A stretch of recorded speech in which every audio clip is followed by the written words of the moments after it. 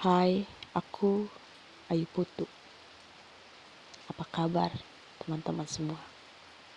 Semoga dalam keadaan baik-baik saja ya. Hari ini aku ingin bercerita tentang sebuah kalimat akan indah pada waktunya. Ini aku ambil dari sebuah kisah tentang seseorang yang berumur 17 tahun. Ia memilih seorang calon pemimpin. Pada saat itu, ia memilih dengan hati nurani dan mencoba membuat keputusan. Akan tetapi, sayangnya, seseorang bertanya. Ia tidak menjawab awalnya. Karena itu orang terdekat dan didesak. Dia pun jujur. Itu pertama kalinya dia memilih. Dan dia bilang pilihannya ini. Orang itu syok dan marah seketika. Dan dia kaget. Kenapa orang itu marah? Dan dia ditanya. Terus ditanya. Anak berumur 17 tahun ini yang pertama kali memilih dan sebelum tahu apa-apa dunia politik. Maksudnya dia tahu, hanya saja ini pertama kalinya dia memilih. Dan sampai-sampai ia diejek, ia diremehkan, termasuk orang tuanya diremehkan.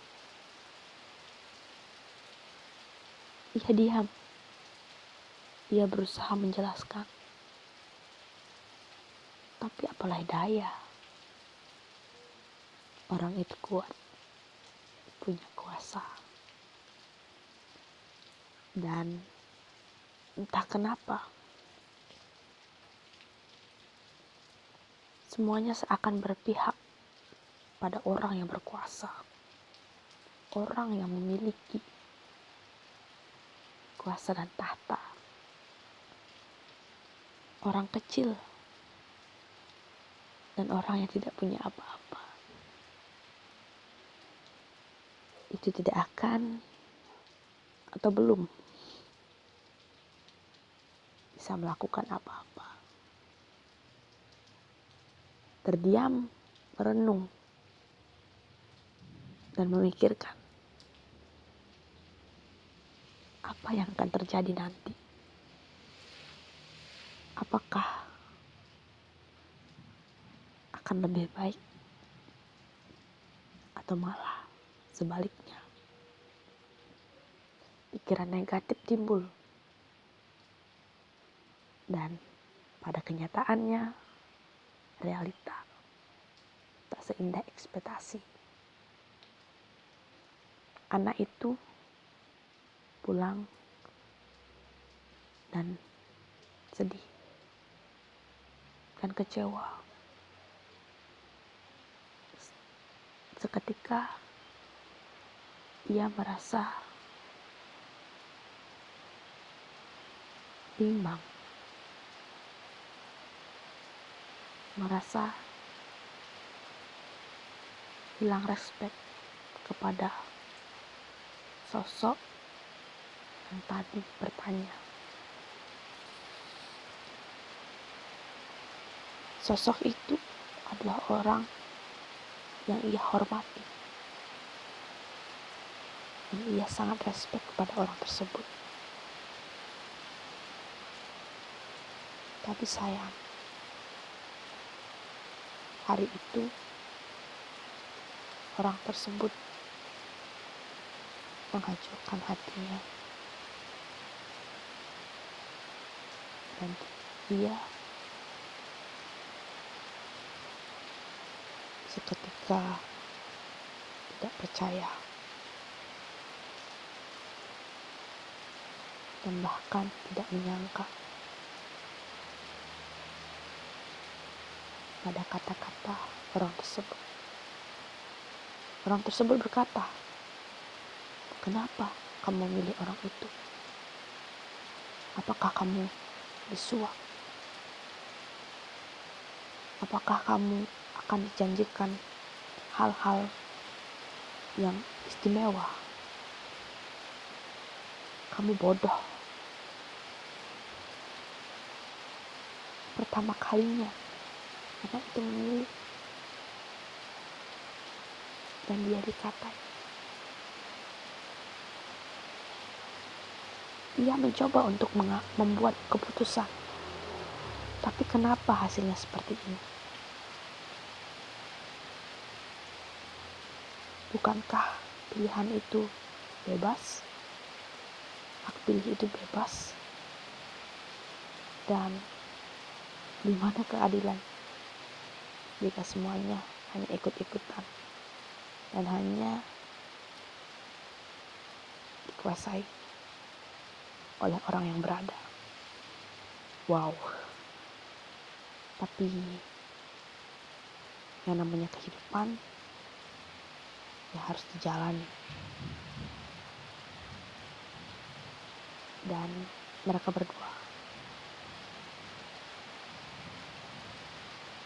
seketika menjadi jauh.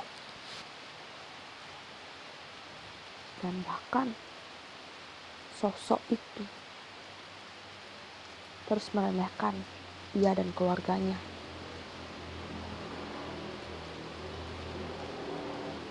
Anak dan orang tua dari anak yang diremehkan itu hanya mencoba untuk bersabar, mencoba untuk tidak mengikutkan emosi ketika bertemu dengan sosok yang dihormati itu, yang sekarang menjadi kurang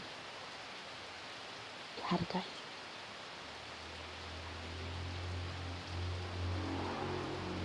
Di suatu kesempatan, orang tua dari anak itu diremehkan di depan banyak orang. Tapi orang tua anak itu mencoba untuk sabar dan tidak menggubris kata-kata dari sosok itu. Ya, itulah namanya orang sifat yang perilakunya tidak ada yang tahu aslinya. Dan kehidupan anak itu ketika berubah, orang tuanya kehilangan pekerjaan, dan mereka hidup serba kekurangan. Tapi mereka tetap semangat, tidak menyerah. Ya, namanya hidup kan, kita tidak boleh menyerah sama keadaan. Roda kehidupan akan tetap berputar. Untuk apa kita berhenti? Karena masalah ini, karena masalah itu, karena keadaan ini, karena keadaan itu, karena sebuah rasa sakit dan kecewa. Jangan biarkan senyummu pudar, jangan biarkan semangatmu hilang, jangan biarkan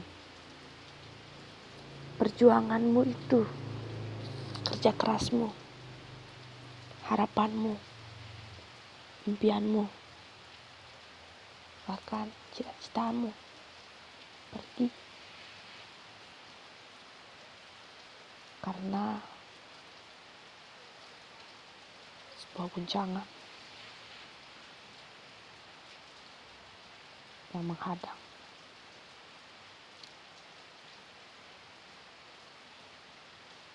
Anak dan orang tua itu tetap menjalani harinya, berusaha tegar, berusaha kuat,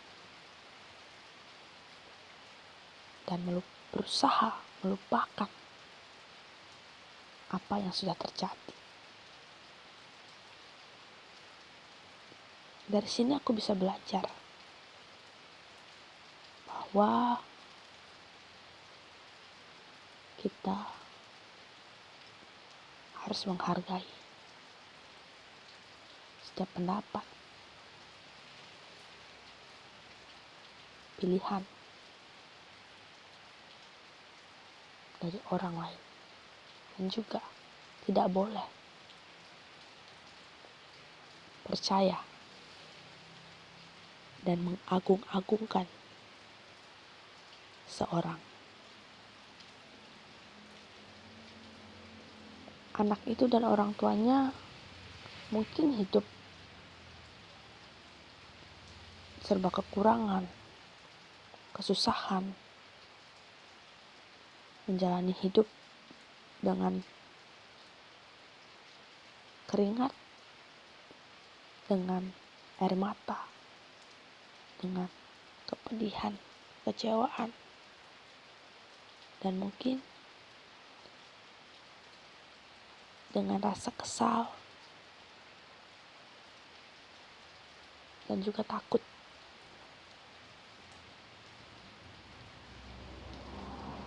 Tapi mereka percaya bahwa kehidupan, kesulitan, dan semua masalah akan ada solusi dan indah pada waktunya. Semuanya sudah memiliki porsi. Tujuan kita, masa depan, harapan kita akan bisa tergapai. Mungkin seseorang tidak bisa membantu kita kecuali diri kita sendiri. Dan juga jangan lupakan bahwa ada Tuhan yang selalu mendukung kita, melihat kita, dan menuntun kita untuk tetap semangat, untuk tetap berusaha, dan untuk tetap menjalani hari walau badai selalu menghadang. Kita harus tetap semangat dan percaya Tuhan adil, dan dengan kekuasaannya Ia akan membantu kita, asal kita tetap berusaha, tetap berjuang, dan tetap bersabar serta bersyukur atas apa yang terjadi dan percaya bahwa Tuhan sudah menyiapkan jalan dan solusi yang luar biasa.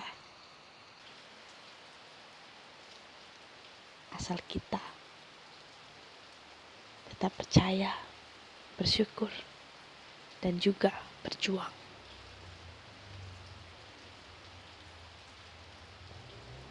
Jadi itu cerita yang aku bawakan hari ini. Semoga dari cerita ini kita bisa belajar banyak hal dan mungkin bisa membuat kita lebih menghargai apa itu kerja keras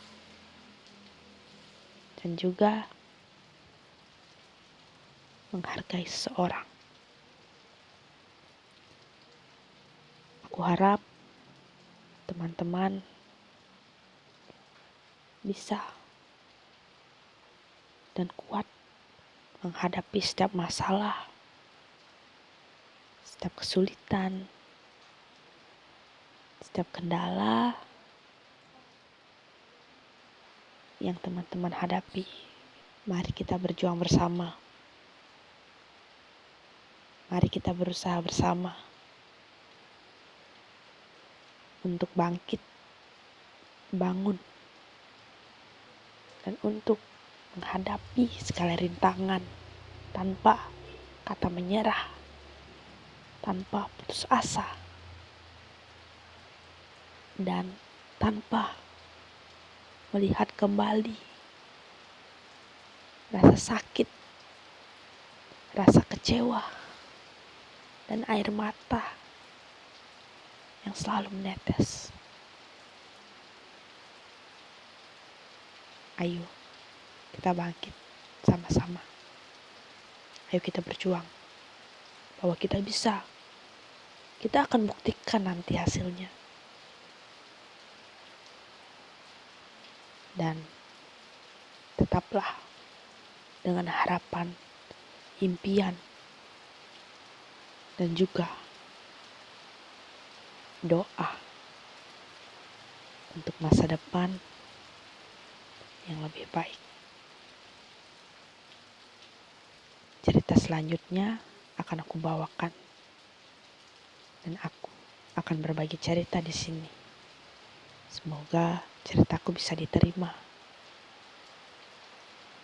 dan bisa menjadi pelajaran untuk kita semua. Untuk teman-teman yang mau bercerita, silakan. Aku persilakan di komentar atau mungkin menghubungiku lewat Instagram. Semoga kita bisa berteman ya melalui konten ini, podcast ini, cerita ini. Jaga kesehatan, jaga keluarga, dan jangan lupa tersenyum.